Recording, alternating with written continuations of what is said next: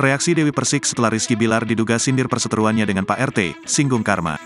Rizky Bilar diduga ikut menyindir soal perseteruan dengan Pak RT. Dewi Persik menyebut suami Lesti Kejora pansos.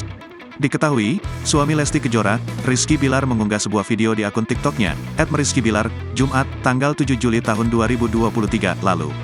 Dalam video tersebut, banyak pihak yang berspekulasi bahwa konten Rizky Bilar dituding sebagai sindiran untuk pedangdut Dewi Persik. Sebagaimana sebelumnya, Dewi Persik sempat bersitegang dengan ketua RT di tempat tinggalnya akibat permasalahan sapi kurban. Masalah itulah yang dibahas oleh Bilar, begitu sapaan akrabnya lewat kontennya.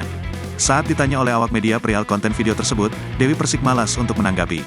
Mantan istri Saipul Jamil itu lantas berujar Bilar tak pernah selevel dengannya.